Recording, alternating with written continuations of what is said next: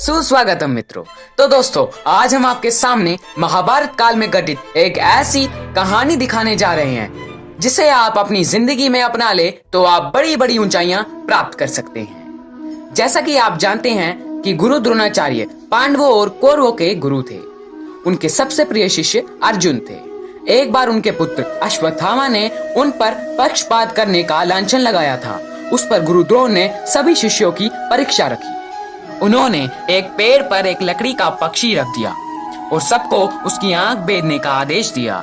इसके बाद उन्होंने सबके हाथ में धनुष पकड़ाया और कहा, तुम लक्ष्य साधो।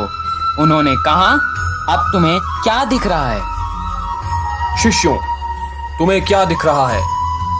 युवराज युधिष्ठिर ने कहा, गुरुदेव, मुझे वो वृक्ष, उसके तने पर रखा वो पक्षी और उसके समीप एक घोंसला दिख रहा है।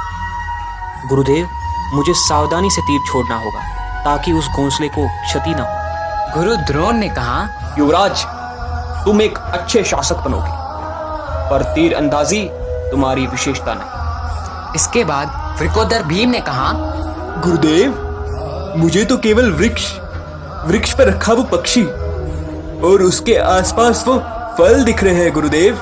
उस पर गुरु द्रोण ने कहा, जाओ, वृकोदर भीम गदा युद्ध अभ्यास करो। दुर्योधन की बारी आने पर उसने कहा, गुरुजी, मुझे तो केवल वो वृक्ष और पक्षी दिख रहा है गुरुजी। आप कहे तो इस खिलौने को मैं अपने शौर्य से नष्ट कर दूं। इस पर गुरु द्रोण ने कहा, मूर्ख दुर्योधन, तुमने ये भी नहीं देखा कि तुम्हारे बाण में प्रत्यंचा भी नहीं लगा है। तुम क्या शौर्य दिखाओगे? जाओ, भीम और युधिष्ठिर के पास खड़े हो जाओ। इसी प्रकार सबने वृक्ष, आसमान और पक्षी देखने की बात कही। और जब गांडीवधारी अर्जुन की बारी आई तो उन्होंने कहा, गुरुदेव, मुझे तो केवल पक्षी की आंख दिखाई दे रही है गुरुदेव, और कुछ भी नहीं दिखता मुझे।